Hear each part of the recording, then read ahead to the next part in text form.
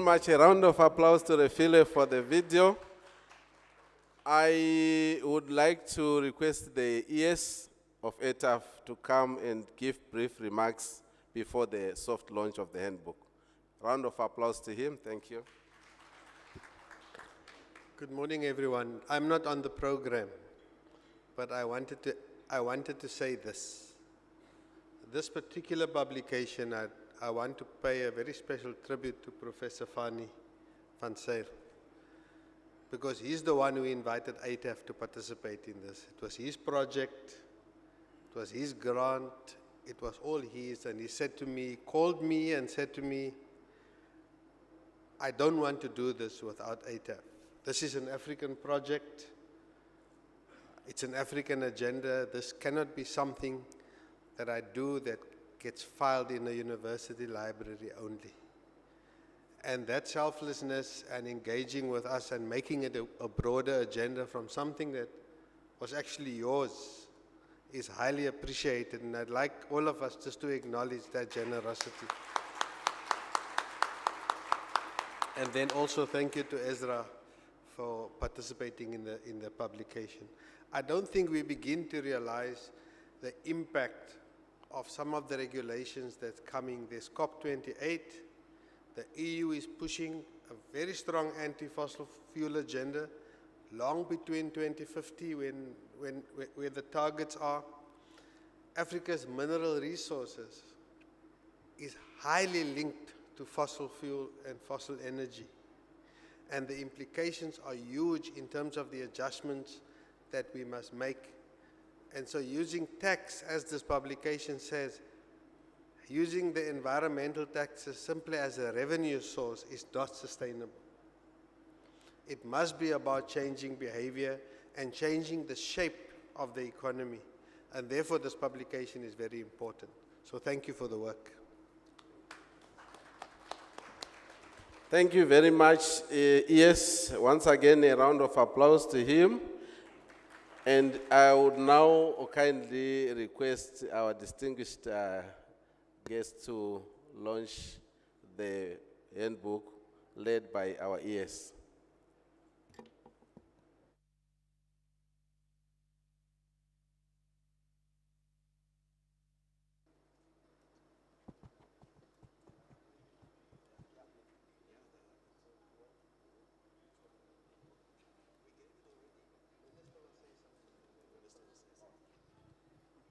Okay, thank you very much,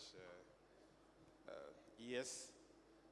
Once again, and let's say I want to congratulate ATAF for this very good job, because, you know, currently the question of environment is a global issue, and Africa is also involved. And I'm sure this handbook will help African countries to collect more tax and also to protect our environment, and also to help the countries to mitigate the impact of climate change.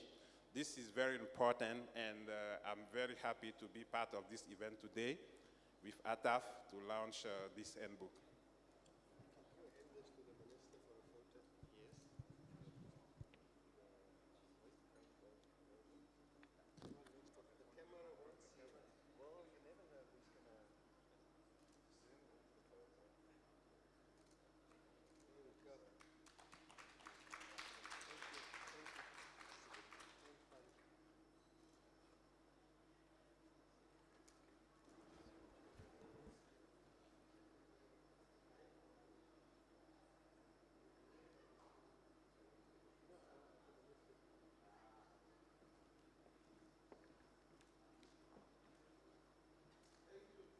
Thank you very much, ES and the Minister and Professor van Zyl.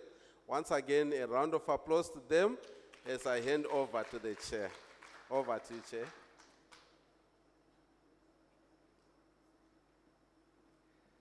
Yes, thank you. Thank you, Prof, for the launch and the good work that was put into the handbook. We now move on to the next panel, And on this, I will call upon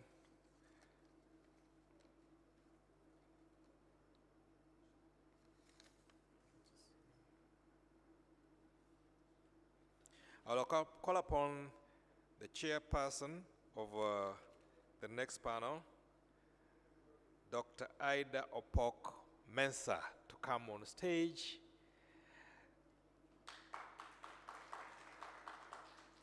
To call upon her panel and also introduce them.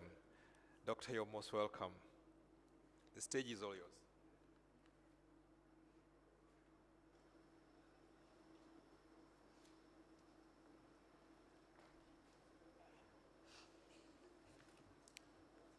Thank you very much, Mr. Master of Ceremonies.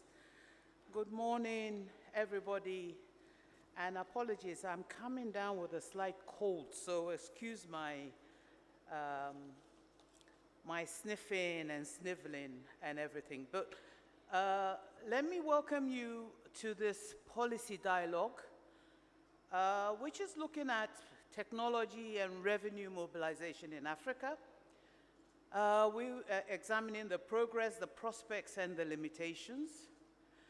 But as somebody who works in the area of tech, I just want us to note that there are three typical impacts that technology is having on tax. The first is that it is changing tax administrations and their operations. The second, and this is something that I hope that the research community will pick up on, because it has huge implications for labor and employment policies for African countries. But it is creating new careers, and it is making other careers extinct. So this is going to have significant impact on the kinds of employment, the kinds of specializations that we require. So for instance, very soon, data analysis will not be needed by humans simply because of the introduction of artificial intelligence, AI, and machine learning. So what kinds of careers can be created out of this new phenomenon of technology is something that we need to interrogate further. The third aspect is that the technology is creating new tax services. So you have a lot of digital tax services, which is also another stream of resource mobilization for tax administration. So from a global perspective, the adoption of advanced technology in taxation has clearly seen that administrations can now streamline their operations and consequently increase tax collection. So, in this session, we aim to explore this intersection between technology and revenue generation in Africa, and we will discuss the progress, the prospects, and further advancements, and bring up limitations and areas that we need to perhaps look at. So without further ado, and I know that we're running out of time, and I want to make sure that we have enough time for discussion, let me introduce the presenter, Dr. Philip M. Kagbo, who is the Senior Director of Monitoring, Research and Planning of the National Revenue Authority of Sierra Leone. Dr. Kagbo, please come and give your presentation.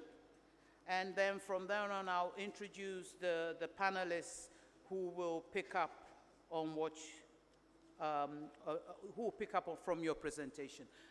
Ladies and gentlemen, I present you Dr. Kagbo himself.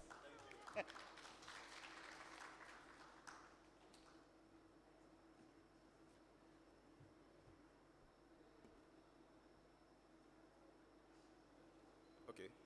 Thank you very much, Chair. And good morning, all. I just stepped in last night after 2 days of traveling. You know, if you are traveling from Sierra Leone, you need to use all the possible channels. It starts with sea travel, to air travel, and then to land.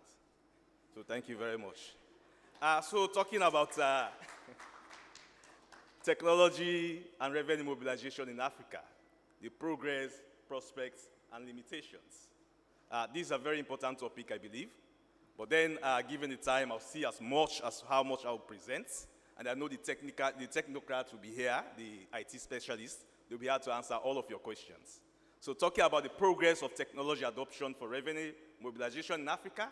So this is not a research paper. This is something I read right across all the ATO, all of the OECD publications to actually update you on what has been the progress, the prospects, as well as limitations. So it's not a research paper that we publish.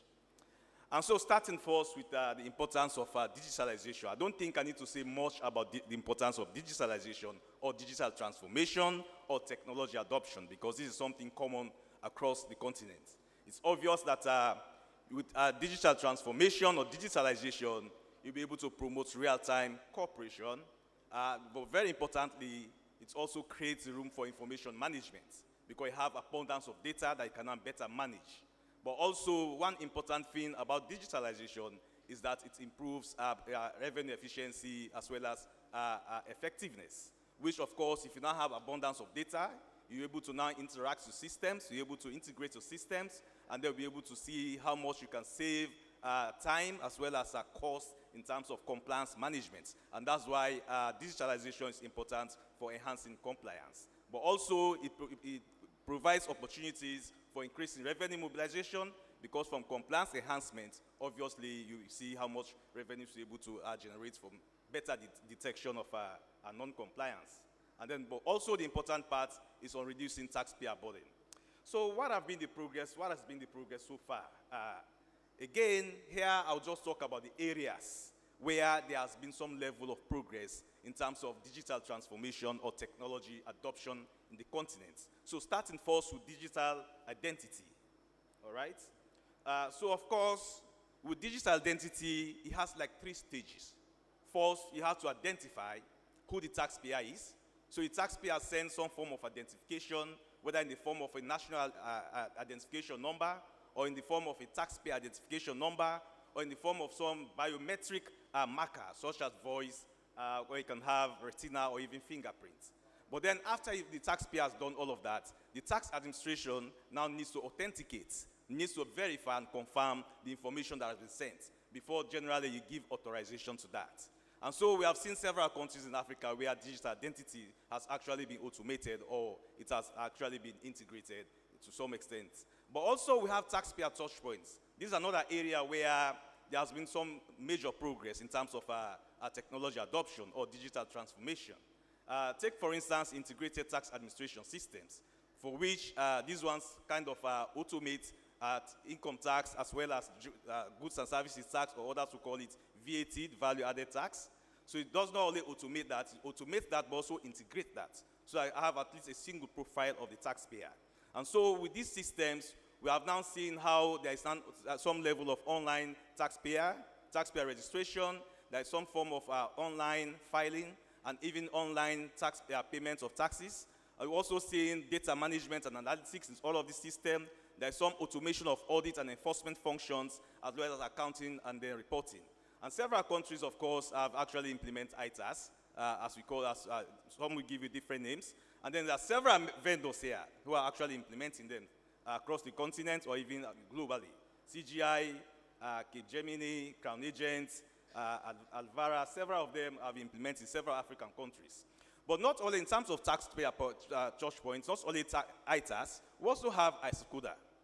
Asikoda is an on-title system, and this one is used for actually automating customs administration. So this one, again, it replaces the predominantly manual system. Initially, we have Asikoda Plus Plus, which was kind of anachronistic now, but now that has been changed to Asikoda World, which is more web-based compared to the old system, which was semi-manual. And again, here we have over 90 countries implementing Asikuda globally. And in fact, in Africa, several countries are still implementing it, even though some countries are now moving from Asikuda to other form of customs administration. But also in terms of taxpayer touch points, we also have the electronic fiscal devices. Of course, some countries will call it electronic cash registers, like in Sierra Leone, we call it ECR, but they are general nomenclature, of course, electronic fiscal devices, which one is used actually to capture the sales of VAT registrable supplies. So once that one is done, you see that in terms of capturing sales, these sales are captured, and then you have a system, a server at the tax administration where the data is actually linked directly. And here we have several countries implementing it, including Malawi, Tanzania, of course, Sierra Leone, Rwanda. Several countries are implementing electronic fiscal devices in Africa. But not only have we seen technological progress in terms of digital identity or taxpayer touch points, we have also seen that the area of enhancing taxpayer experiences. Take, for instance, in pre-filling of tax returns. This has become something of a new thing now, wherein several tax authorities are now saying, we now tend to, let's pre-fill some of these tax returns of the taxpayers. Because if you have electronic cash register, electronic fiscal devices, the taxpayers already have their data there. So in terms of filing of the tax returns, you can now pre-fill some of these forms, so that at the end of the day, taxpayer only has the role to even verify or complete areas that are incomplete. This is also seen some authorities or revenue administrations in Africa, such as SARS, has already implemented limited level of returns pre-filling for income tax. We're also seeing Zambia as well exploring the possibilities of implementing similar programs from their perspective, from some of these websites as well. We also have technology-enabled support as part of the taxpayer experiences. Here we're talking about taxpayer communication solutions. We now see some authorities now having smart portals where taxpayers can actually, where they can interact with taxpayers, they can have sufficient information there. Have virtual video assistants and even charge assistants. And then we also here, we see that in SARS again, South Africa Revenue Authority, where they're now having charge assistants. And then Zambia has also introduced virtual tax classes. So at least one benefit of the COVID, irrespective of how much damage it may have done, is that the introduction of these virtual sessions. So we are now seeing countries now introducing virtual classes for even their taxpayers. But also, as part of enhancing taxpayer experiences, we have integration of third-party systems, wherein we enable, where this one enables features including automatic submission of data. Again, this one is very important. But not only in terms of that, we also have internal systems, where you have, now several tax authorities have different systems. You have Asikuda, you have ITAS, you have ECR, all of these systems. But now you need to integrate these systems so that these systems not actually, remain in silos, so that they can speak to each other and have a more profile taxpayer system. That one, again, is happening. But also have the area of data analytics, where we are also seeing a lot of technological progress, digital transformation. Again, I will explore more on this later in terms of data analytics. And then we enhance data collection also with third-party data. Now we do not only have the traditional form of data collection now. Now we have all of this data available from third-party sources, and even from real time, we have now sufficient data available. So there's a lot of progress that has been done. At the National Revenue Authority in Sierra Leone, of course, we have implemented most of these solutions that I've just identified.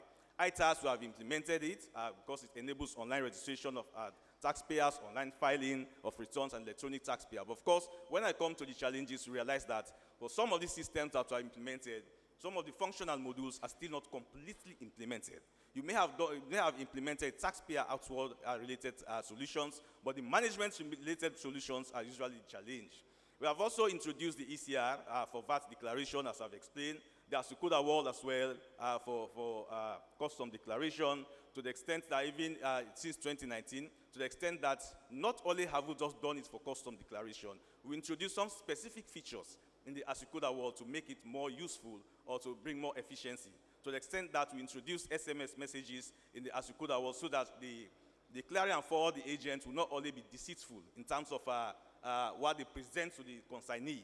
So now we have the mobile phones of all of the consignees, you as an importer. So we provided an SMS solution, even email solution. So whatever stage in the import process, you as a consignee, you have access to it so that the clearing and forward the agent will not actually lie to you that your goods are still there at this stage when they are actually not at that stage.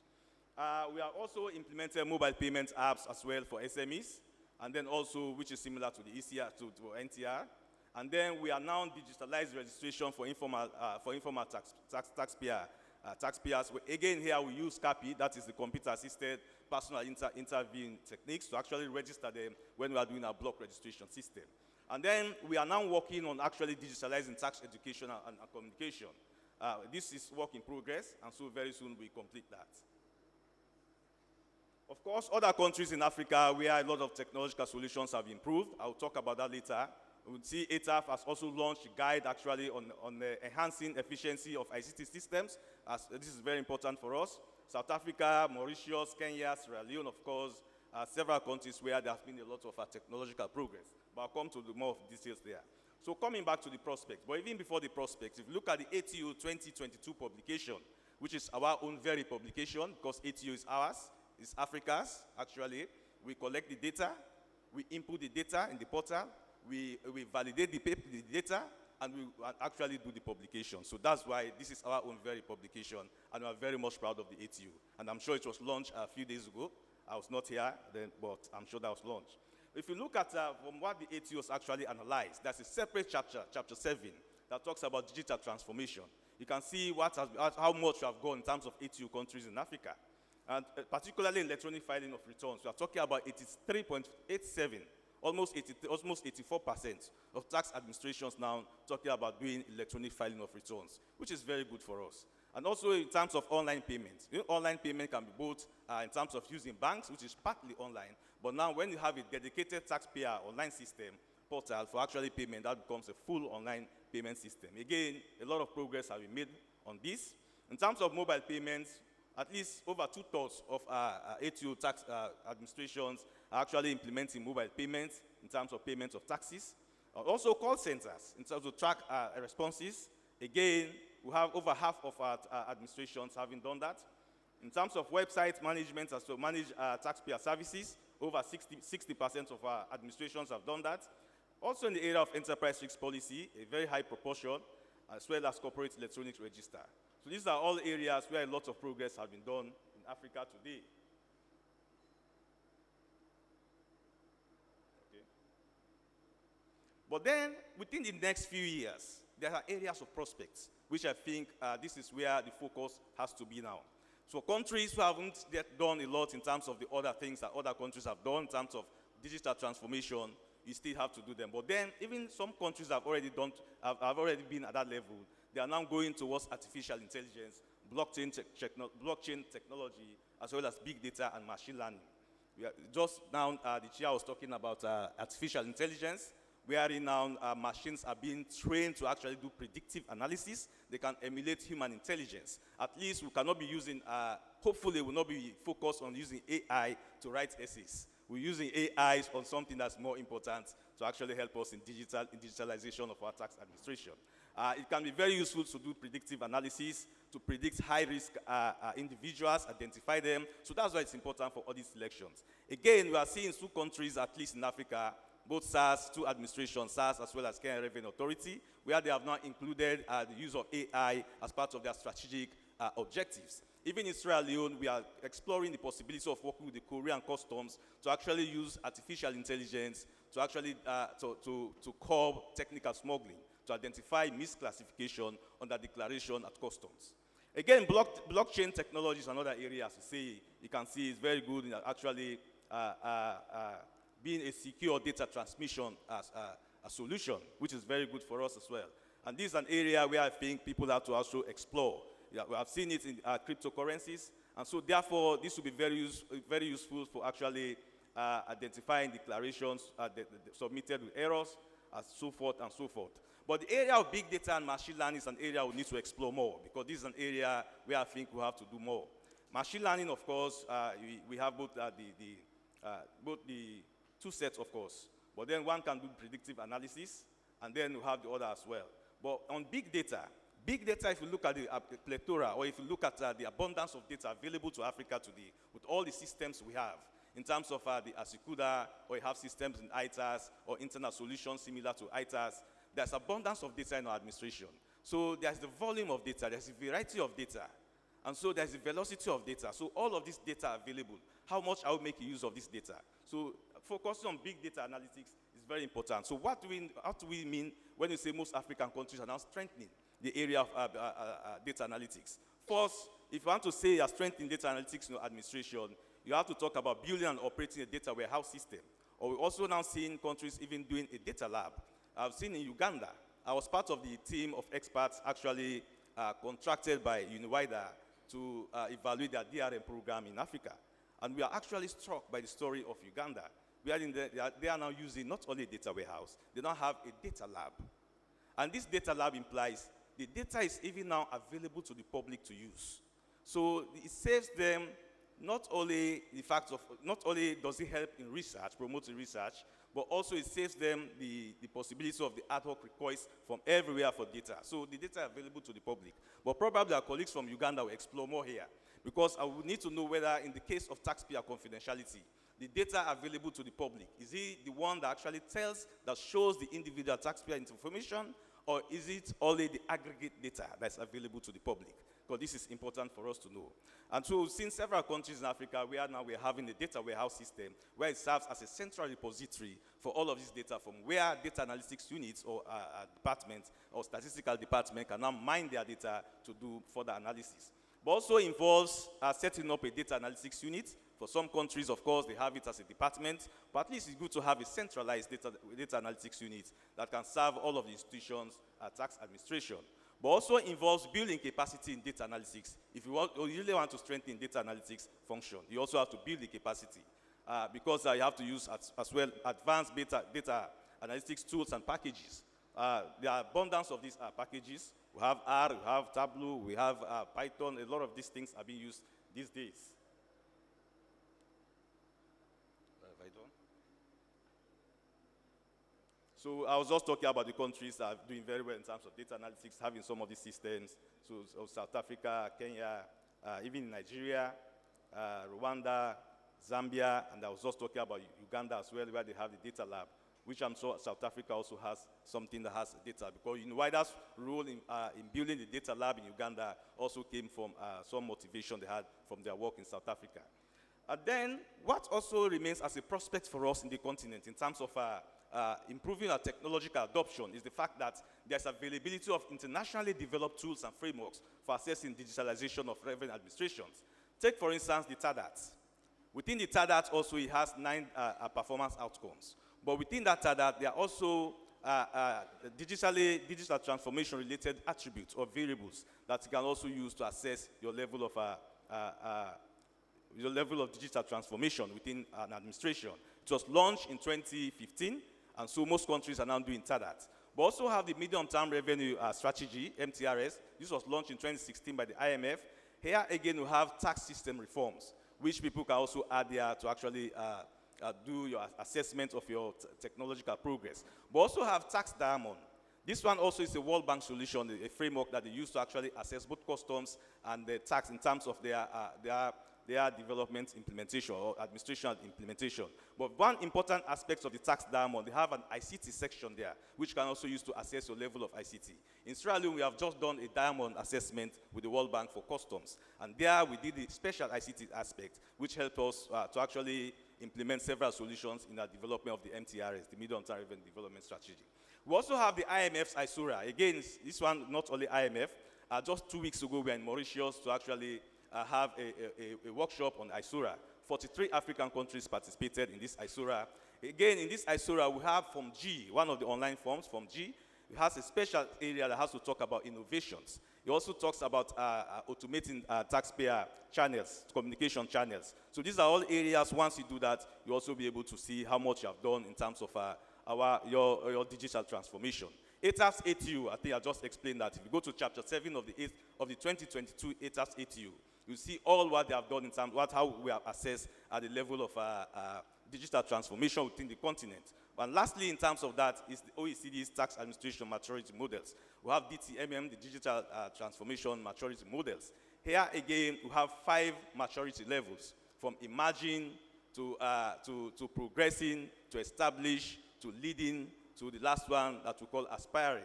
We have just done DTMM for Sierra Leone, and we see that most of our teams, there are 6 teams, starting from digital identity to taxpayer touch points, to data management, to new skills, to tax rules management, and of course to governance frameworks. So we see that most of our teams, we are mostly within the established for some of the maturity levels. So from this maturity levels, you can now decide that, okay, at this point, I am just at this level of maturity in my digital transformation. So at least we can now develop a gap analysis. You can see this is where I have fallen short, and this is what I have to do. Then they can now come up with digital maturity improvement solution plan. And from that, you can now improve your digital maturity. So with all of these solutions, they are very good for us to actually make use of so that we can improve our digital maturity. But then what are the limitations that exist in the adoption of technology in the continent? Just general limitations first. Too many interventions and therefore confusion. You can see that so many technologies are being invented every day. By the time you want to get used to this form of technology, another one has been invented. And some of the vendors will actually try to convince you to use their own. And so at some point, I will get confused. Which technology should we use? But also the area of strategy and governance. Some administration will not think about just bringing in technologies without having a coherent strategy on over the medium term, what kind of solution I want to be, what kind of institution I want to be. So once you have a strategic plan and then you have an ICT strategy that is aligned with your strategic plan, you know now that within the next 5 years or so, this is what I want to be. So you'll not just be adopting solutions that are not consistent with your strategic plan. And then we'll also have procurement and project implementation. A lot of issues here in terms of procurement of these solutions. A lot of administrations are facing challenges in the procurement of these off-the-shelf solutions in terms of accurate vendor selection, in terms of requirement specifications, so forth and so forth. But very important implementation here is the challenge with vendor software. Now, we see in so many countries, of course, implementing software from various vendors. And then some of the software may find it difficult to integrate with legacy systems that existed. You may want to change your entire system, but some data will also be useful from your previous system, from legacy systems. So it's important that solutions are implemented that provides scope for integration as well. But most important thing here is the vendor lock-in. Most of these vendors, they will not give you a source code for their solutions. They tell you they are off-the-shelf solutions. So which imply any time you want to do any changes or modification in those solutions, you have to ask for a change request. And the context of asking for a change request, you mean you have to pay the vendors again for any additional thing they have to do in those solutions. So it makes it difficult for you to do any changes without calling this vendor. So you have just locked in your administration in terms of how you can expand your technological solution. Limited local support. Most of these vendors are international vendors. You may not have enough local support to actually help you in the implementation, even after implementation of the solution. So that becomes a challenge. And of course, budget and the cost constraints. Some of these things can be very expensive. I'm finding it difficult.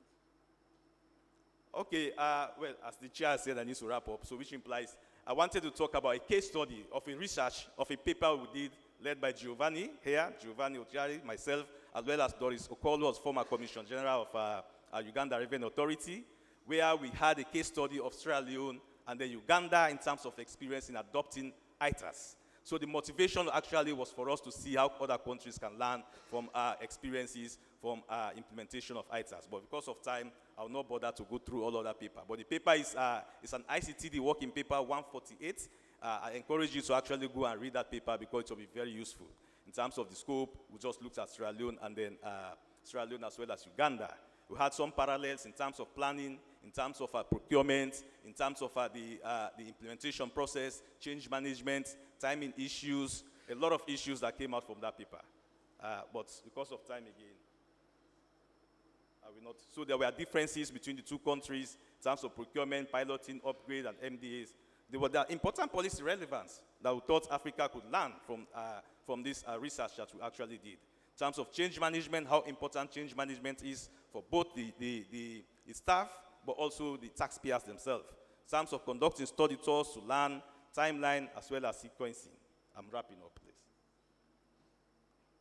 But then let's talk about suggestions. Even though now we have seen the progress, We have seen the prospects that exist, the limitations in terms of our implementation of technological solutions for our revenue administrations, or we talk about digital transformations. There are some few suggestions that I just brought up that I think we can actually discuss.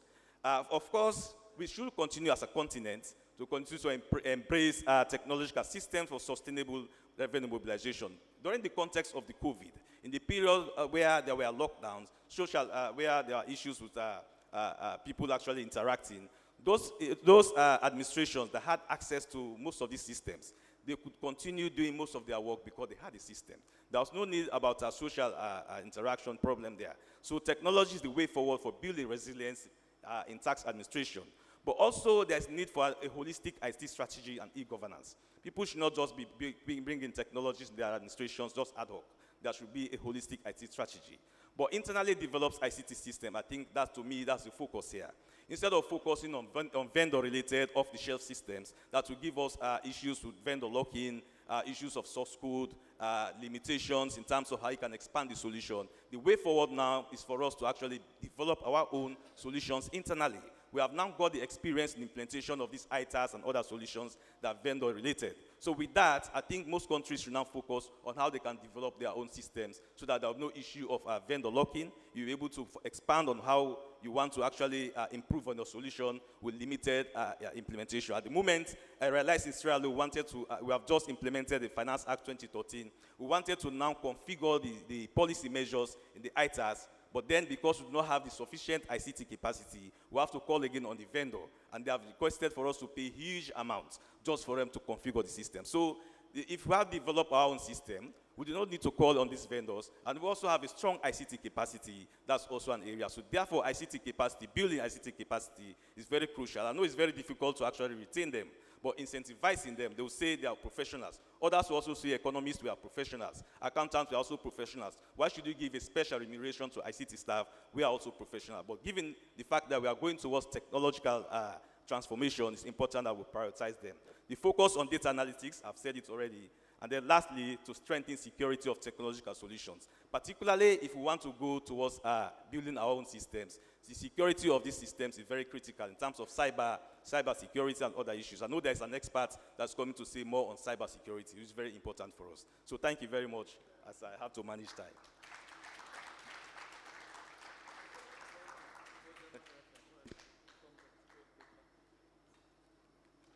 Thank you very much for this.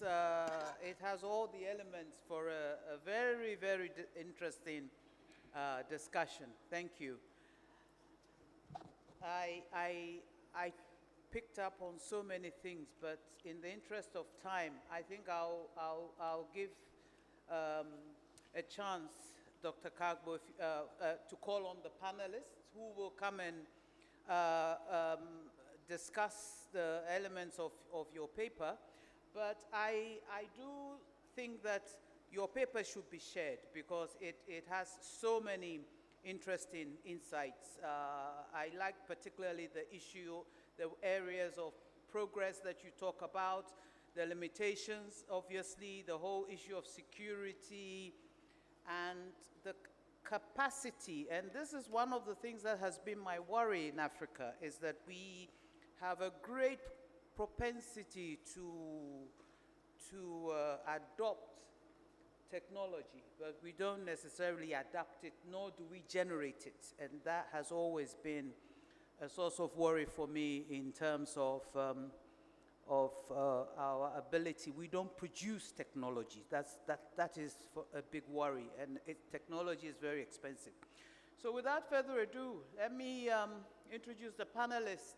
And dear panelists, as you hear your name, please come up and join Dr. Kagbo on the podium. The first is Mr. Samuel Toyota. And by the way, he's not Japanese, nor is he from the Toyota company. Senior Vice President of Business Development in Africa of the Web Fontaine. Mr. Toyota has nearly 2 decades of experience in automation of customs and tax administrations, and currently, as I said, works for Web Fontaine. He is a certified ICT project manager for PMI and a holder of a master's degree in ICT management from the United Kingdom Telecoms Academy. He has previously served as the senior ICT advisor at Revenue Authority of Rwanda and was the lead of the full automation of the Rwanda Tax and Customs Administration. He has also advised the Commissioner General of Sierra Leone Revenue Authority, where he supported the introduction of online tax filing and taxpayer call center.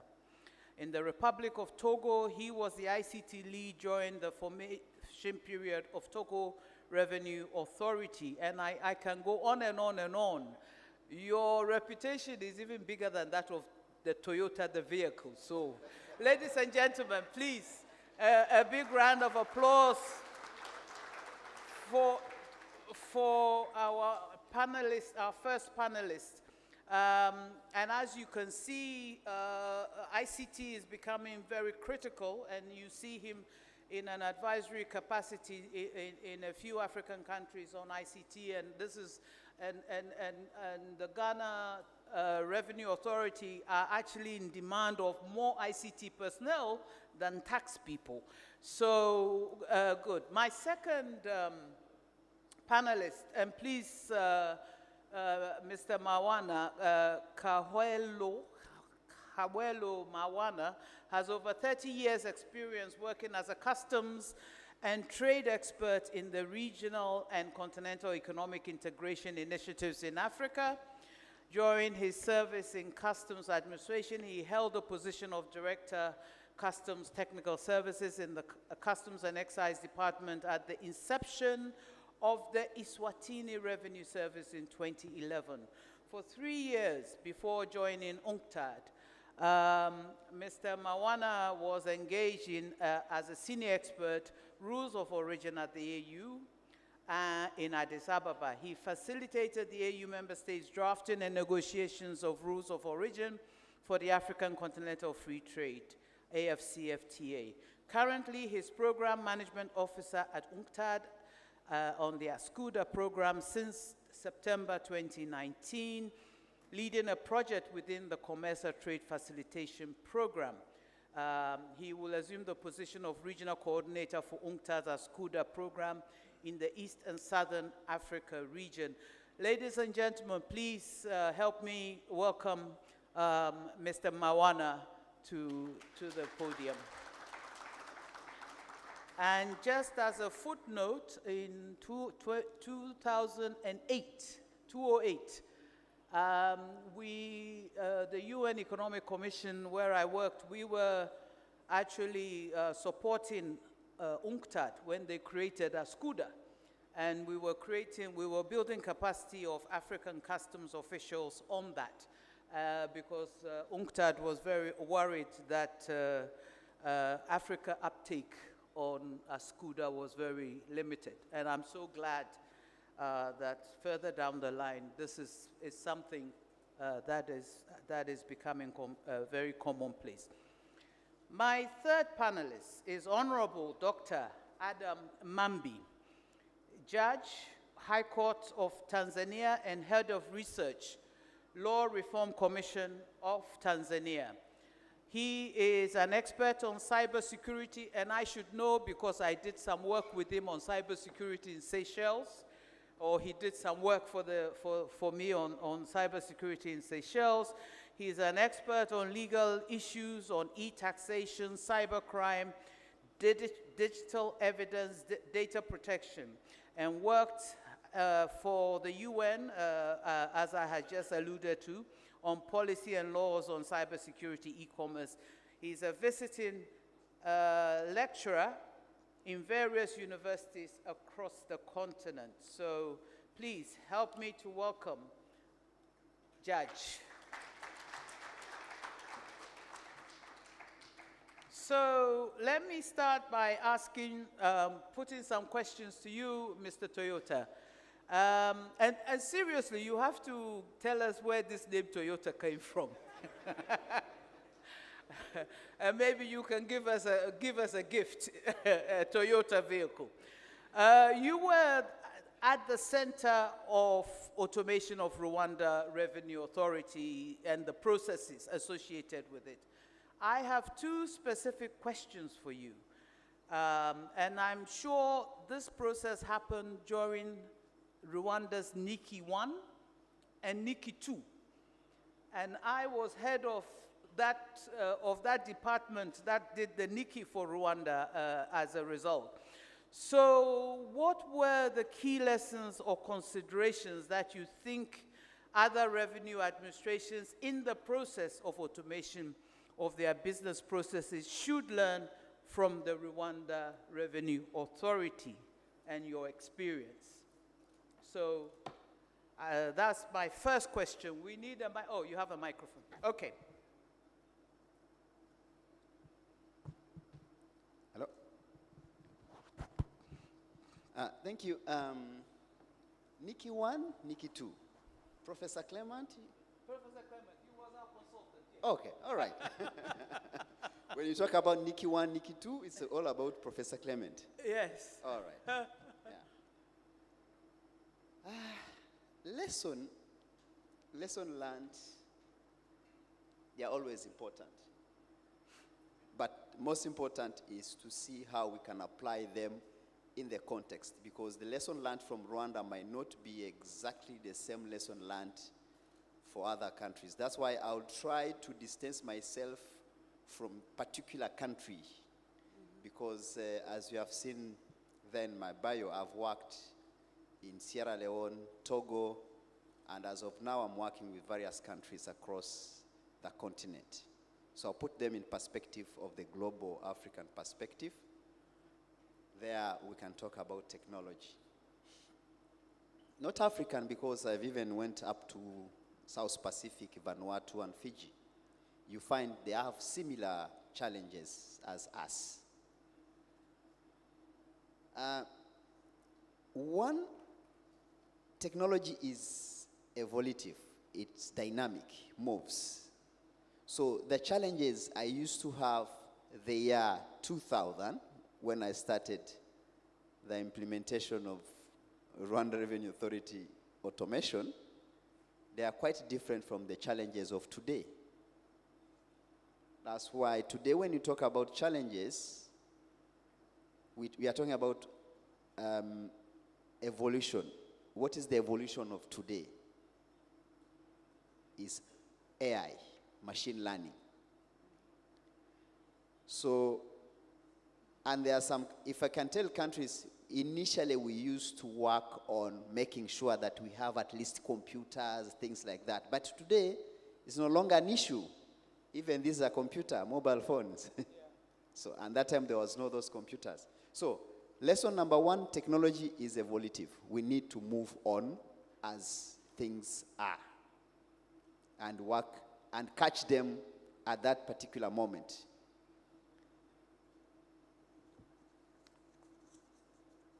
Then,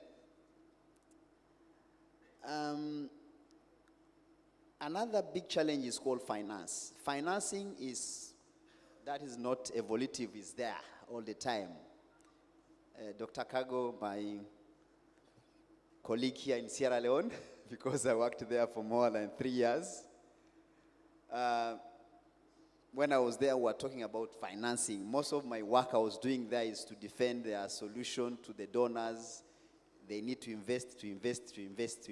So, one of the challenges is financing, but one of the habits I've seen in most of the tax administration is waiting for donor funding.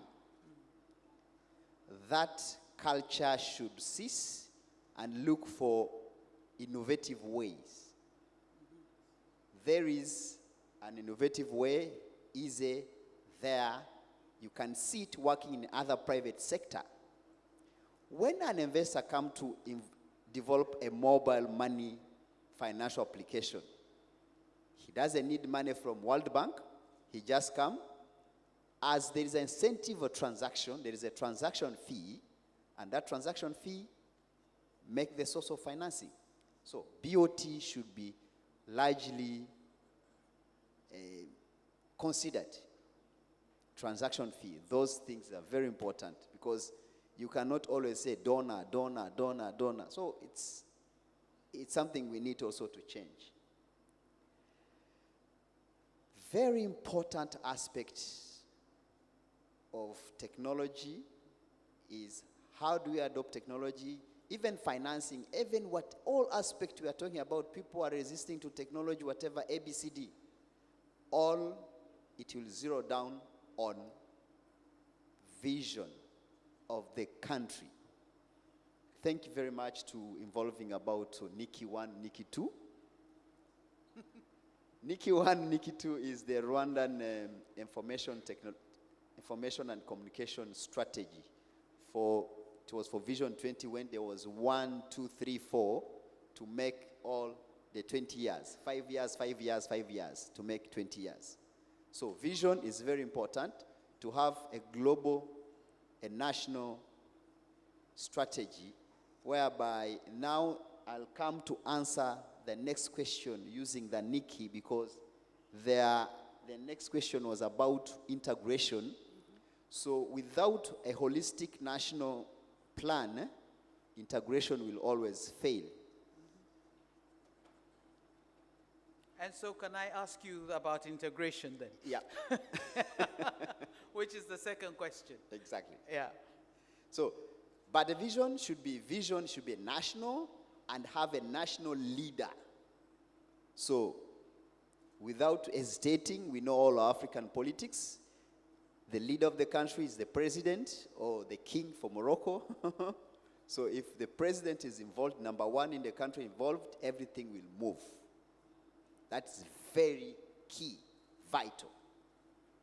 Without passing here and there, let me tell you, that is, if you don't have that, you will always have problem. So we move to the integration issue. Once again, challenges and solution. Challenge is that each organization has their own vision and have their own direction. So to put them together, that's why a national plan is very vital to have that integration successful. Because one of the issues we are finding, there was Dr. Philip mentioned about tax identification number and the integration with the national ID registration and then the business registration. So you find in most of the countries, the financial sector is always ahead in terms of putting up system. That's why in all organizations you have seen, in all countries, you will find Ministry of Finance was first with IFMIS and tax system, obviously. They started with the TIN, but local government, they have not yet ready for the national identification. However, them also, they move fast in other areas where they think is fast, like voters registration they have, but they not have the national ID.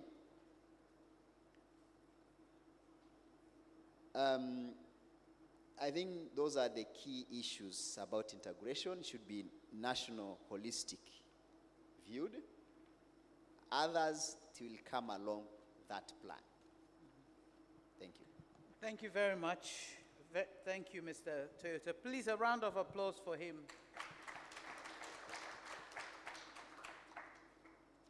I want to turn to you, Mr. Mawana. Over 100 countries are using ASCUDA World System. As I recall, in 2008, when we were working with UNCTAD, supporting the adoption of ASCUDA in African countries, there were less than 8 countries that were using it. So it's encouraging to see that over 100 are using it in the management of customs,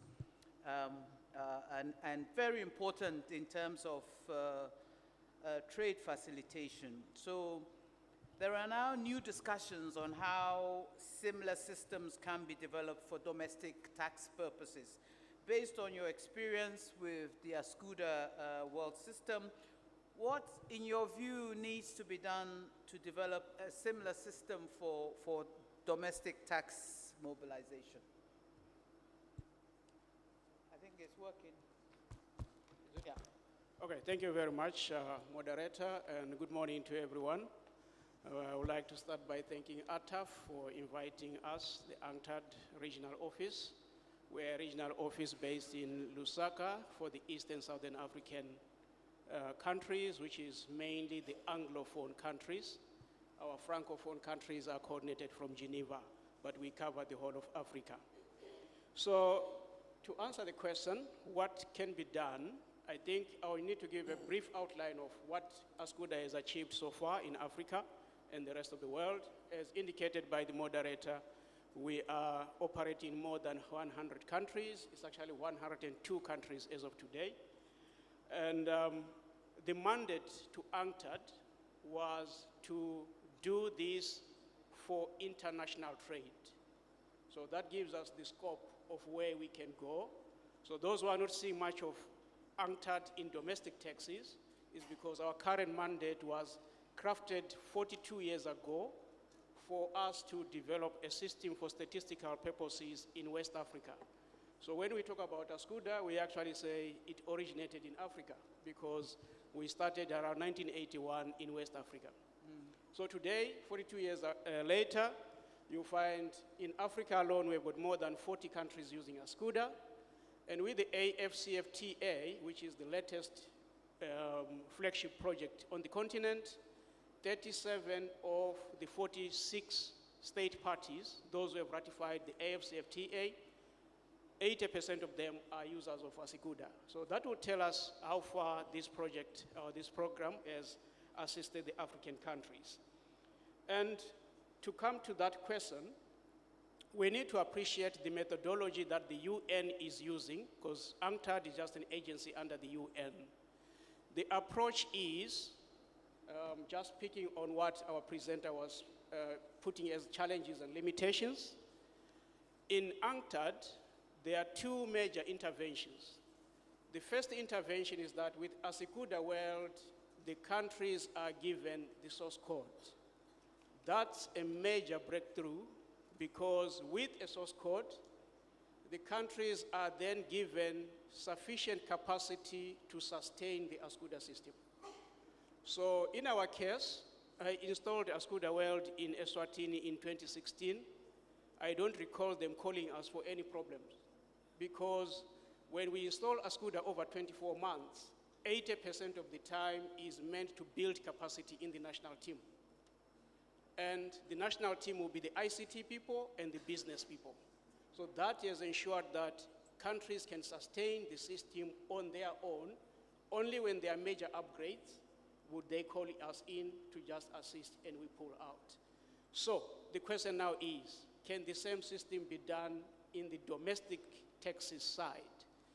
From our experience, UNCTAD operates on a demand-driven system. West Africa requested ASCUDA in 1981, and that has seen ASCUDA developing into 4 generations today. So maybe ATAF and similar agencies working around domestic taxis will now have to look at saying, how can we find an affordable product that can assist African administrations to catch up and plug all these loopholes around the world? As of today, we see a little bit of interaction between ASCUDA and other systems, but mainly in terms of small data exchange, mainly in terms of exchanging the taxpayer identification numbers. But because of the source code that given to the countries are now enhancing the system beyond the standardized system that we give them. I'll give an example of Zambia. Zambia decided that they want to monitor minerals, and they came up with something called MOSIS. That's their mineral output statistical evaluation system. That system was based on ASCUDA because it was linked to exports of their goods. But it covered the whole chain from the mining side to the laboratories, the evaluation, issuing of permits, payment of the permits, and it has since enabled the Zambia Revenue Authority to collect more royalties. In the first year, the report says they collected more than $1 million as recoveries of what they used to lose before they got that system. So what I'm saying here is the capacity of ASCUDA, while it is dedicated to international trade, imports and exports, on user requests, we have managed to go beyond the customs declaration, but it doesn't necessarily mean that we can customize it immediately for domestic taxes, because international trade and domestic taxes are certainly two separate worlds. But all we are saying is, based on the user requests, we have managed to enhance the system to cater for what the countries want on the ground. Thank you. If I recall, ASCUDA was based on open source software, right? It's not proprietary software, it's open source. Okay. Yeah. So that allows it, if it's open source, by now it's gone proprietary. But at the time that I was familiar with ASCUDA, it was open source and you had the ability to modify it. But we'll come back to that. We'll come back to that, sorry. Okay. The earlier versions were a bit of a challenge because the source code was not easily available after the project. We had to be called in and back and all that. The approach is such that we provide the technical expertise as ANCTAD. The country has to make sure they get the relevant hardware and the relevant software licenses. Yeah. So those are the licenses like the Oracle or Microsoft. They have to pay for such things. But once we install the ASCUDA system, then they'll still have to manage the licenses from the vendors of the licenses, but they don't have to pay for the system because they only pay for the installation, the implementation, the capacity building. Actually, they pay for our deployment as opposed to buying the actual system. My colleagues always say we don't have a price for ASCUDA, but the cost. Because the cost is about, do we deploy the ICT guy for 12 months or 18 months? Then the customs expert for how many months? That becomes the ANCTAD component. But of course, we need to acknowledge that they have to buy hardware, they have to buy certain licenses, then the system can be sustained. But maintenance, it can be managed from the local teams. So are you saying it can be customized for domestic tax purposes based on request? Is that what you're saying? I would actually say maybe this platform like ATAF, the member states, they know their needs, they know their challenges, which we are not familiar with today ourselves. Maybe they may need to say, where can we find, I think the doctor was recommending, let's develop our own system. If they have the capacity, maybe, that's another solution. And, that's the way forward, really. To try and overturn ASCUDA into domestic taxes, I think that would it's not possible. That would take a very wide project, as opposed to looking at it within the context of the domestic taxes. Yeah. All right, thank you. We'll come back to that, Mr. Toyota. So please hold on. Let me turn to our judge, Dr. Adam. You have authored books and research papers on ICT and the law, especially in Tanzania. While the advantages of technology are well acknowledged, it has also created a cyber crime scenario, and cybersecurity is on top of everybody's list right now. And in particular, cybersecurity globally is a worry in Africa because the global community doesn't believe that Africa has the capacity to manage cybersecurity. In November, there will be the Global Cybersecurity Capacity Building Conference in Accra that is going to address this for African countries. So tell me, how prevalent do you think cybercrimes are in Tanzania, and how strong is the current legal system in countering these cybercrimes? It's a huge problem in Ghana. Yes, thank you very much, our chairman, but also my former boss from UNECA. Well, as you have heard from our presenter, that he also talked about limitations in deploying this technology. Now, one of the limitations in terms of cybersecurity, when it comes to electronic taxation, is the question of these emerging issues, especially cybercrimes.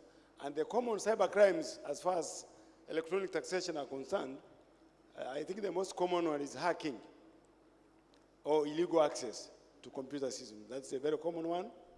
And we also have identity theft. That's another challenge that we may face. This goes together with phishing. I think you have heard about phishing. And then you also have computer fraud. And because I'm coming from the court or the judiciary, we sometimes give examples of cases. With your permission, I will give 2 examples of cases on that on cybersecurity that relate to electronic taxation.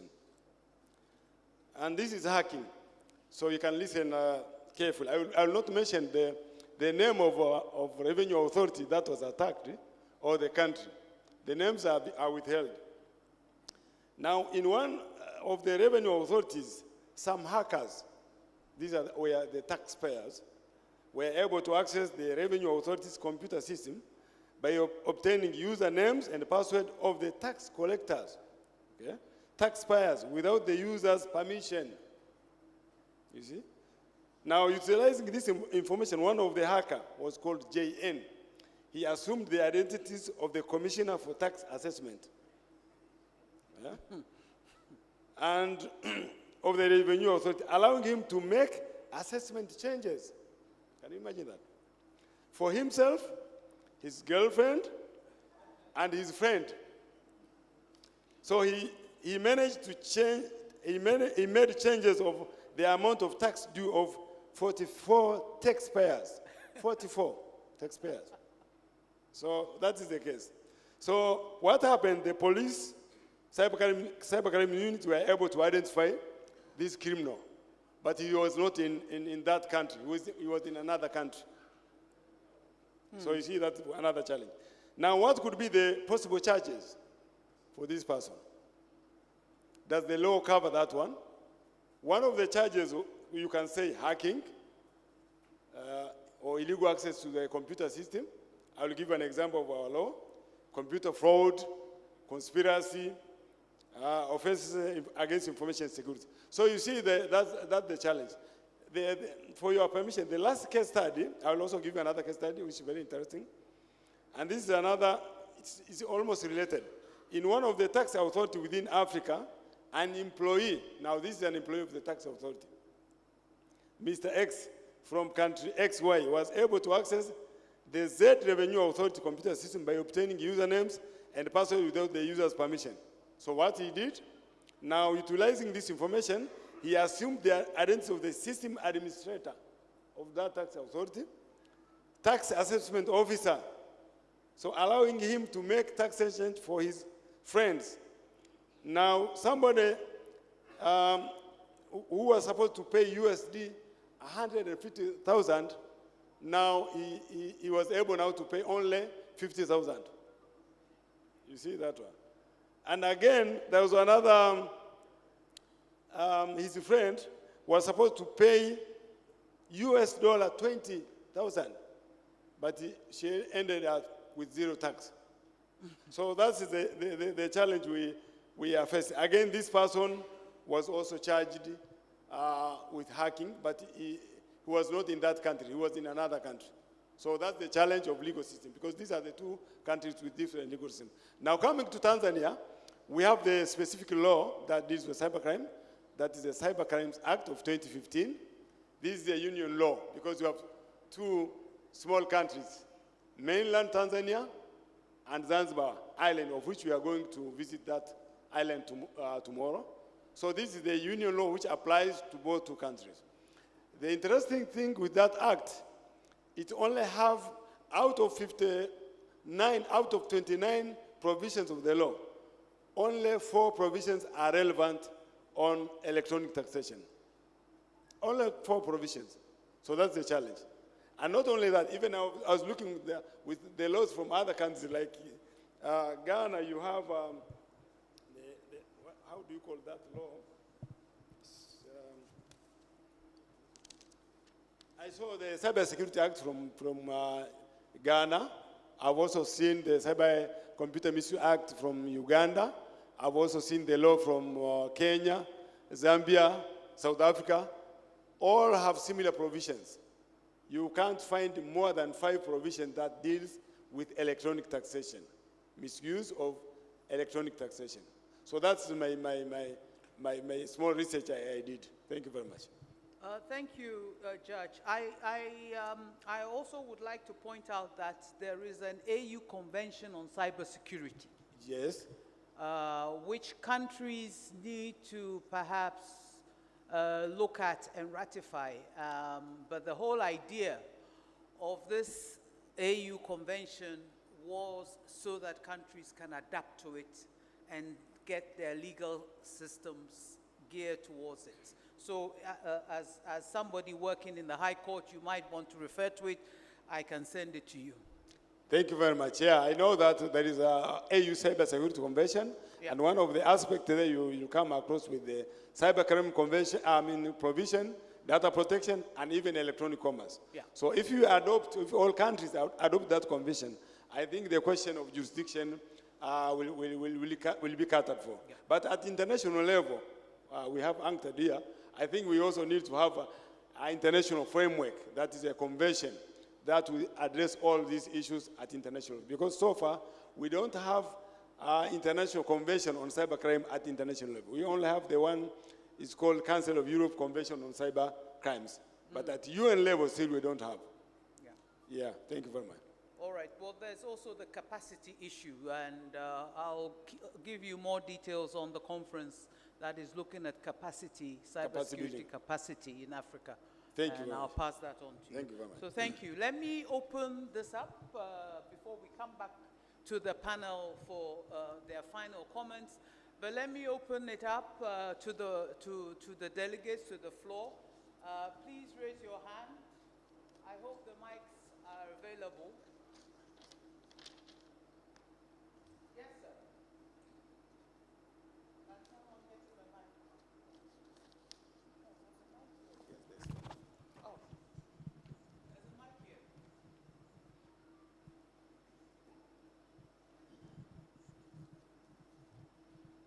We don't have mics. Good.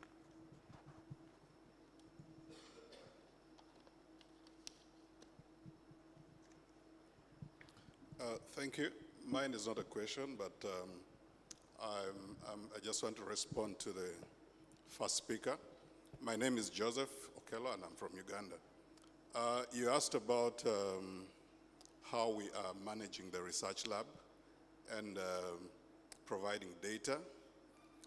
What we do, we have data on the different tax heads. Under one, we have computers that we set aside. These are probably very powerful computers that keep quite huge volumes of data. And with it, what we've done with this data is anonymized. It is not aggregated data, but it is full transactional level data for different tax heads. And what we've only done is to anonymize them in a standard way that for any researcher, you can actually have it linked. You can match this data, VAT, customs, and so on and so forth. So whatever the researcher wants to do, you can actually link all this data across. So that is what we've actually done with our data. Thank you.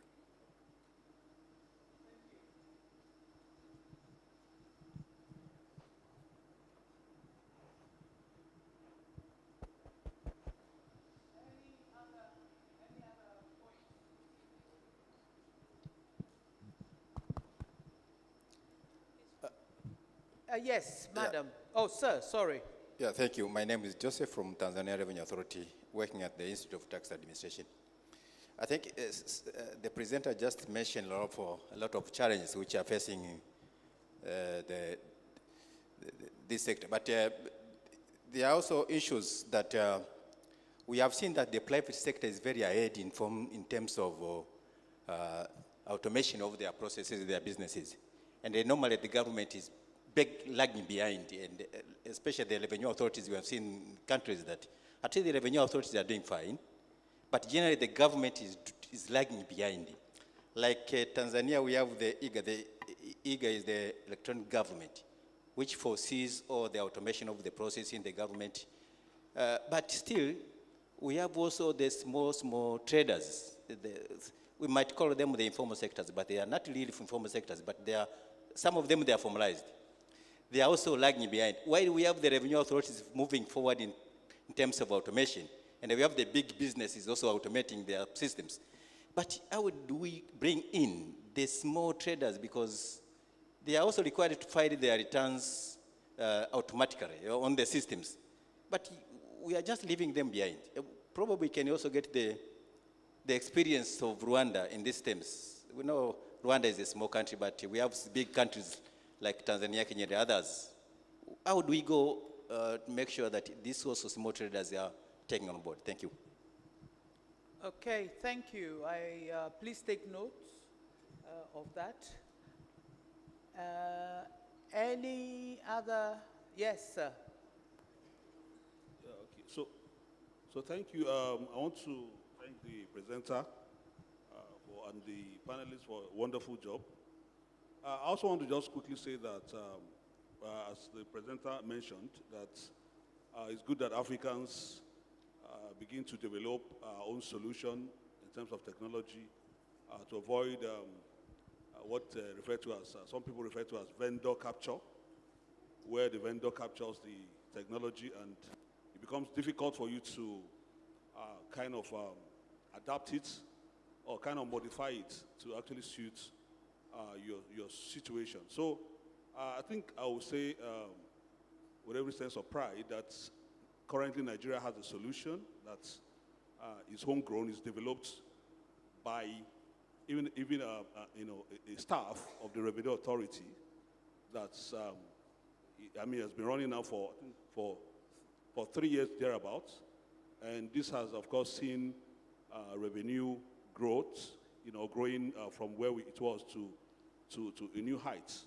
So, and of course that gave us a lot of latitude because a number of kind of modifications happen, in the solution, such that we could, a number of modules keep coming up. Recently, the audit module is, of course, currently working, whereby the audit officers are expected to follow the solution rather than just working and do your audit manually outside the system, of course, which creates room for all sort of manipulations. That is, of course, for me, a big one. And I also believe some other African countries can actually begin to take cue from that. That's just to just share that, of course, something is already going on in terms of developing our own solutions rather than just relying on those vendors. Thank you. Thank you for that. Any other question before I go back to the panel? Comment?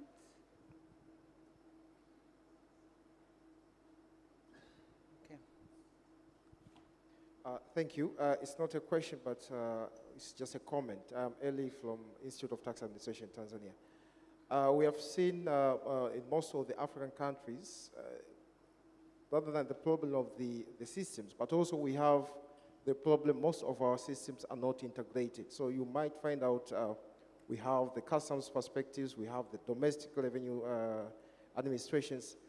Our systems are working independently, so there is no coordination. And most of the problems is that we find out the revenue authorities is missing some of the very important information from the custom perspective, but also the custom officers are missing information from other departments. My emphasis is like we need to have the support from the government to make sure that the systems from different sectors are somehow integrated so that in a taxation point of view, it becomes easier for the auditors or for the assessors to have more information so that to conduct the audit or assessment. Thank you. Thank you very much. If there are no other questions, I will ask the, yes, madam. Thank you. Is this okay? Thank you, Dr. Kago, for that excellent presentation. It was such a great presentation.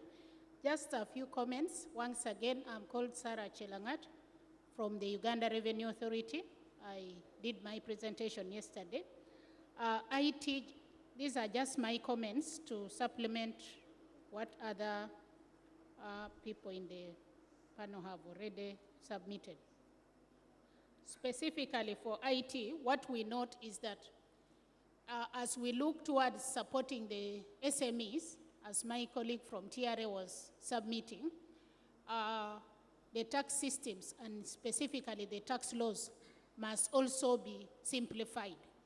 Because as you will know, most of the SMEs and the informal sector largely in Africa still remain very, very illiterate digitally.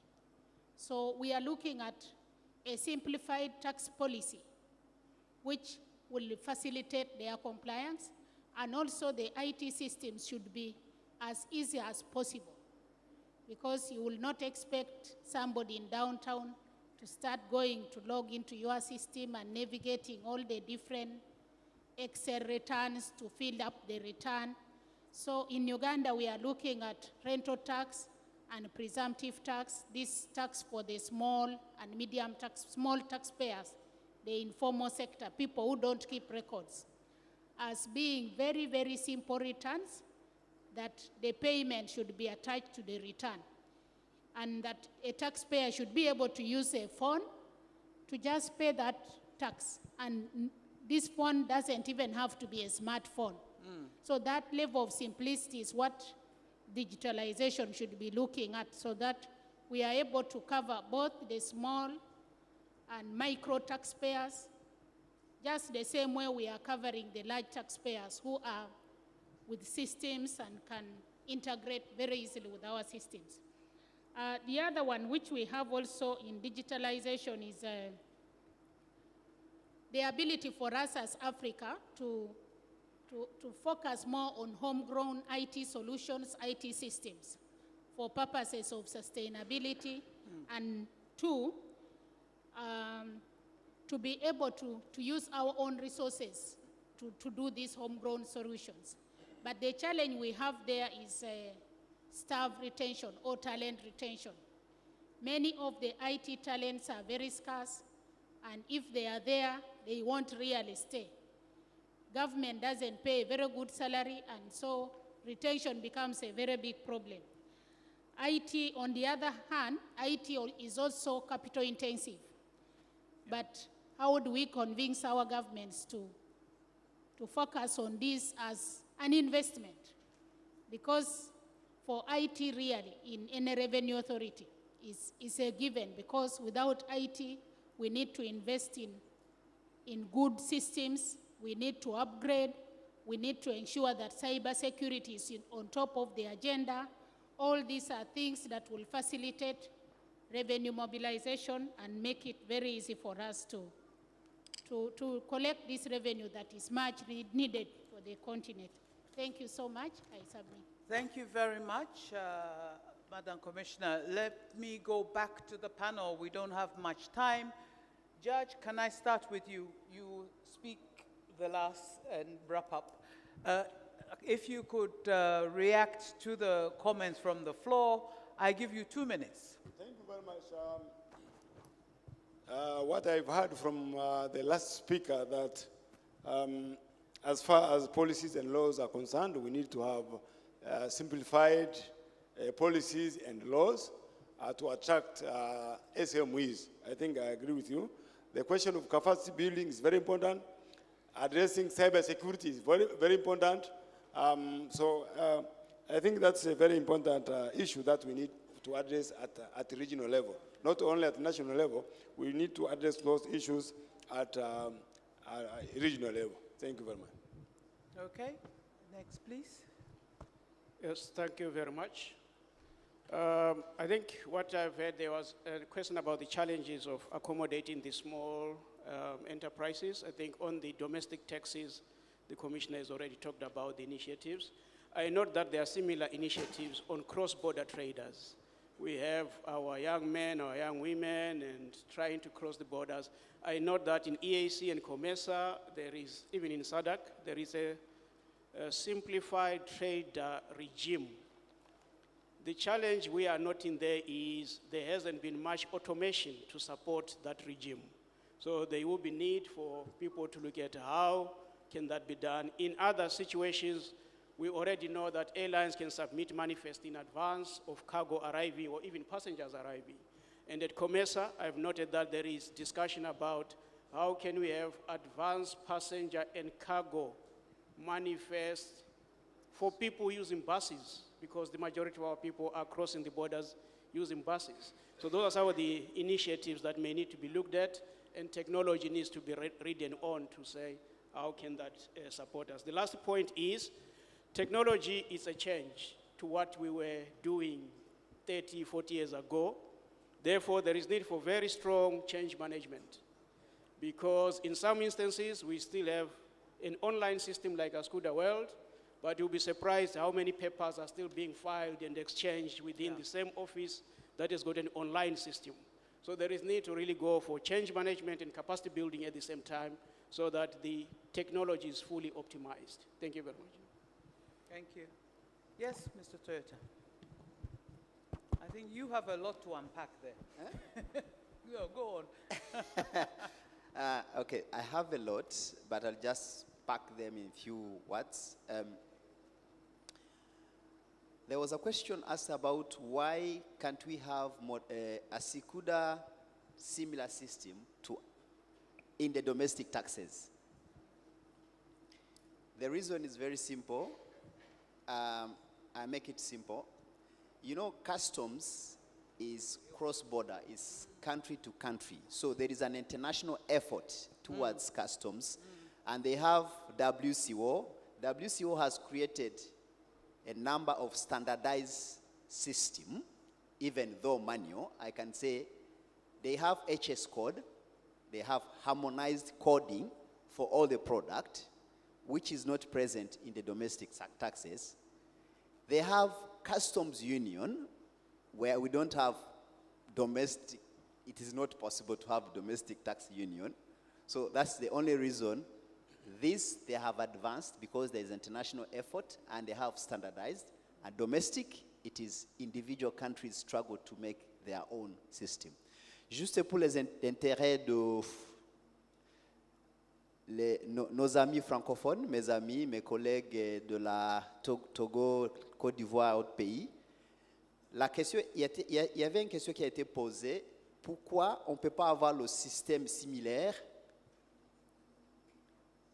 par rapport pour la fiscalité, avoir un système similaire à Sidonia. Sidonia, on a Sidonia au niveau de la douane, mais on n'a pas l'équivalent qui peut être standard pour la fisc. Le challenge qui est là, c'est que pour la douane, il y a les unions monétaires, l'union douanière qu'on en a. Bon, on a en Afrique de l'Est, on a, en Afrique de l'Ouest, on a aussi. Mais pour la fiscalité, c'est des lois localisées. Donc, c'est pays par pays. On ne peut pas avoir l'union fiscale. J'ai jamais entendu parler de ça. Donc, en douane aussi, il y a aussi des organisations qui ont fait la standardisation des procédures, parce qu'on sait qu'il y a le code harmonisé qui est là, tout le monde en a. Another challenge for customs and domestic, customs street transaction there and there. There are some post-clearance audit, yes, but most of the cases, you come, you clear, you pay, you go. But for domestic taxes, I'll trade the entire year. At the end of the year, they give you 3 months, prepare your tax return, and then you submit. So there is a historical issue there, which is not a challenge for customs. There was 2 questions asked about the traders, small traders solution. There are actually systems already for small traders. It's all about how can we make it work. There is, in most of the tax administration, you have what we call fiscal devices. My colleague here mentioned about them. So it's now about to go another level, do exploration of the data with the fiscal devices, because it's all about the billing. Rwanda made it easier. It can make it, because they call it electronic billing machine. So it's a billing, the invoice, it's going towards smart invoice. Once you have the smart invoice, it is on one side, when you go to accounting, it will generate the revenue, sales. On the other side, it become an expenditure to the other one. So the 2 parts of the balance sheet, you have the income and you have the expenditure. And another small system for customs, they mentioned about using, not smartphone. Smartphones are very expensive. You can use USSD to create a simplified declaration. Those are also solutions for small traders with regard to automation. Thank you. Thank you very much. Okay.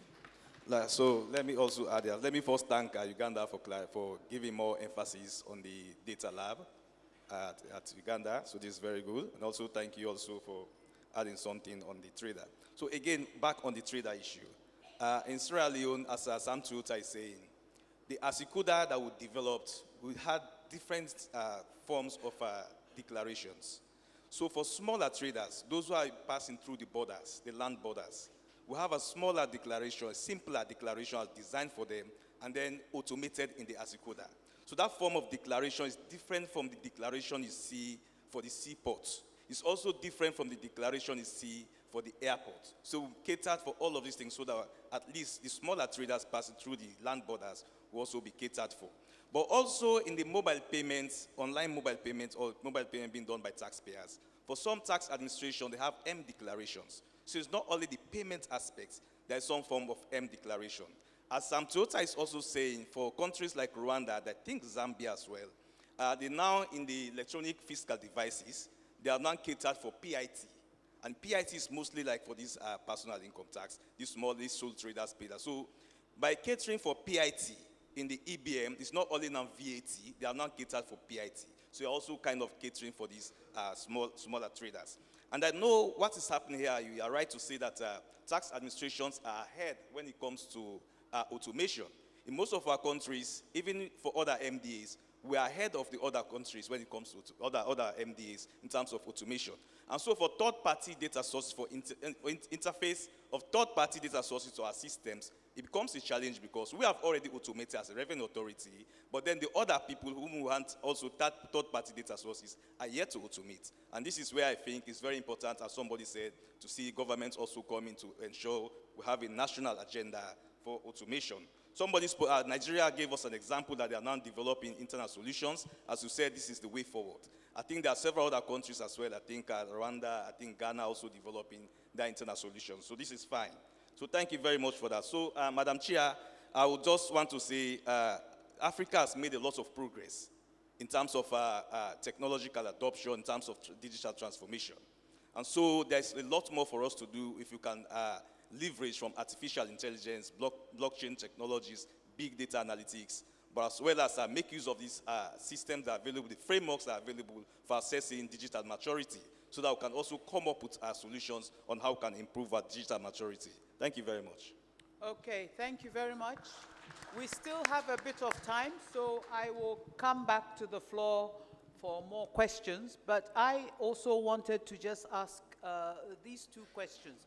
My first question is that what proportion of skills will be required in tax administration vis-a-vis analysts, vis-a-vis IT specialists going forward in terms of what you propose, Dr. Kagbo? Because as you advance into AI and ML, the TADAT, even just to manage those systems alone, what percentage of skilled personnel in IT would be required per administration? That's my first question. Okay, sir. I think this is difficult for me to answer. So say, let me propose the proportion. One thing I know, we had a target that at least of your expenditures, you should at least have 10% of your institutional expenditures devoted to ICT. So this could be staff resources, it could be other servers or even hardware or software thing. But at least you must have 10% of your budget. So no, already have operational costs, but at least dedicate 10% of your budget to ICT resources. So we need a lot of staff at ICT, that's obvious. But to say this is the proportion that we need, because we need different forms of expertise. We have those in cybersecurity, as you said. We have those who should be developing solutions. We don't know how many we need to develop solutions. Somebody spoke about developing internal solutions, which is good as well, so I think from Nigeria. But the important thing here is also, it doesn't mean it has to be our own staff developing the solution. You can also have international experts helping you develop your own internal solution. But just that they should ensure they pass on that skill that they have to your own internal staff. So at least for sustainability purposes, once they are gone, at least our staff will be able to manage the solutions. And then there is the leverage that we have the source code. And the source code being available to us because it's our own solution, we'll be able to expand on our systems, make configuration changes and other changes without having to incur more costs. So I don't know whether colleagues can help me in coming up with a proportion, but I say there are different expertise, and then I know to retain this staff, there has been a lot of staff turnover in the ICT department for most countries. In my country, in fact, almost every year we lose 2 or 3 experts in our ICT staff because we are not be able to retain them. They get poached by other guys. And after building their capacity, we thought to have built their capacity, after a short while they are taken over by other guys who pay them better. So at some point we have to start bonding these guys, but they're also improving their remuneration, as we are saying, as expertise in some countries, they actually have a special rate that they pay ICT staff compared to other professionals because they want to retain them. Thank you.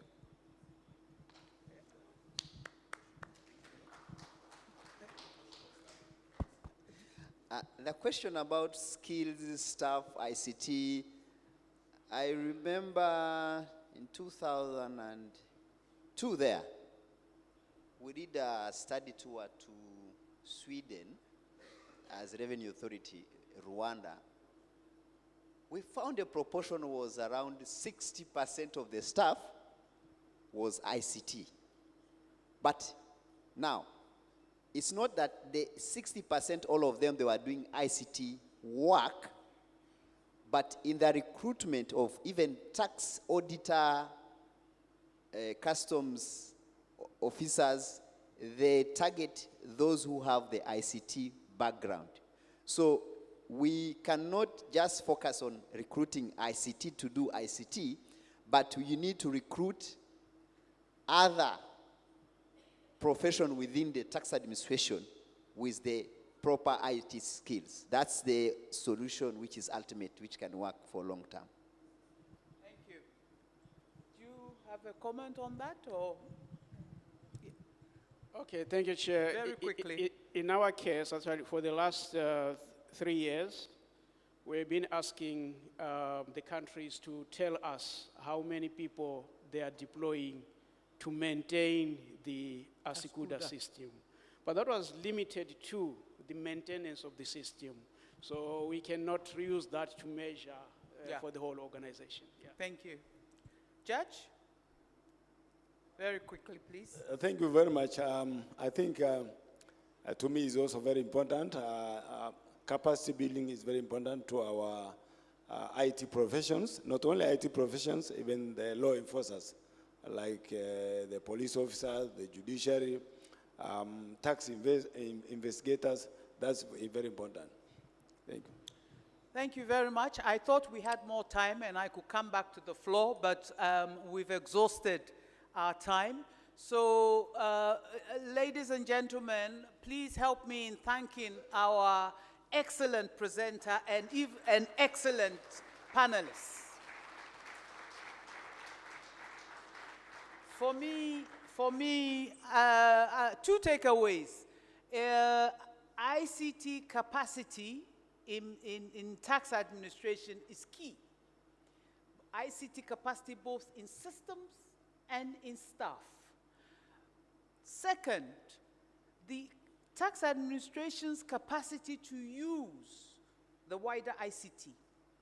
So if you're going to tax mineral resources, you need to have expertise in geological survey, in remote sensing, in all of these things. So it all comes together.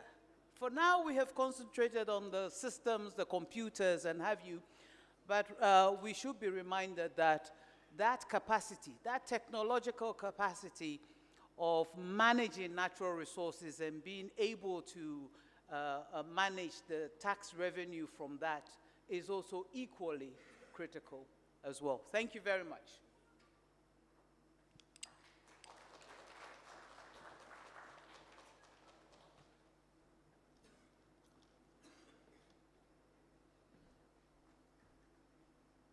Thank you, Madam Chair, and your panel for the well-discussed topic and very well exhausted.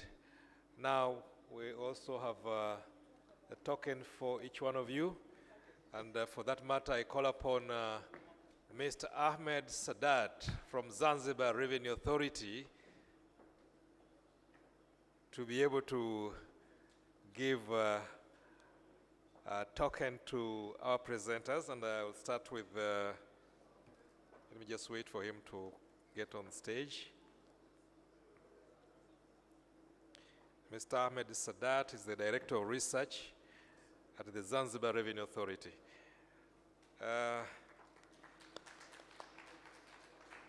Dr. Aida Opoku Mensah.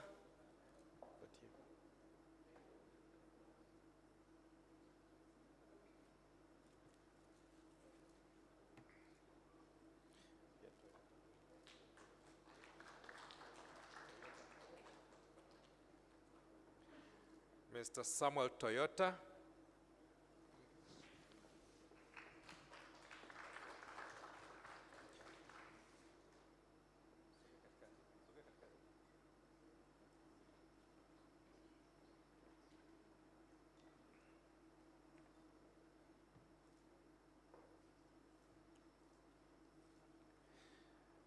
Mr. Kauhelo Mawana.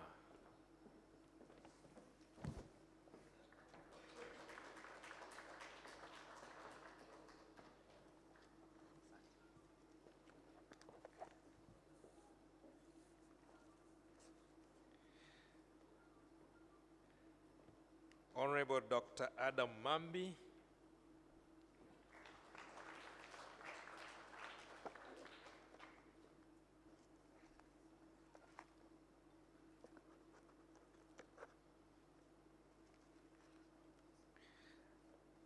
And finally, Dr. Philip Kagbo.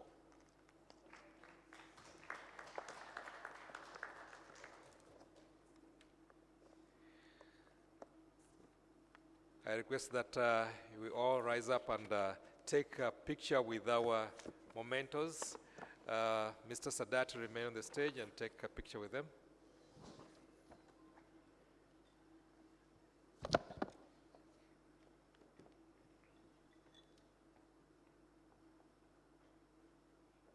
In the memory of the 8th Annual ATRN Congress in Dar es Salaam. Thank you so much.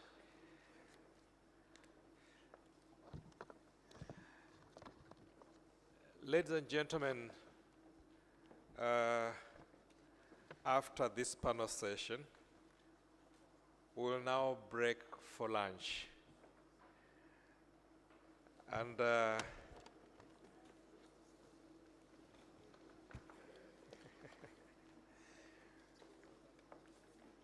before we do that,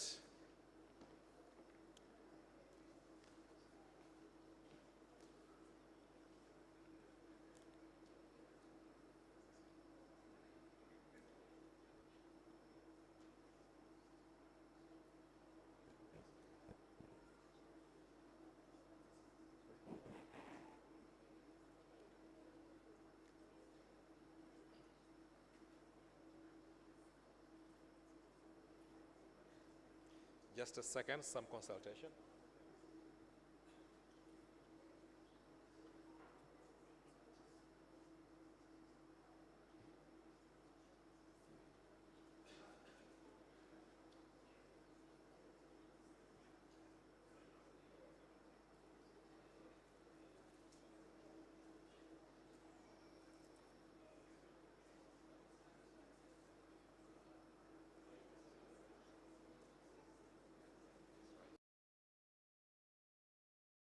We will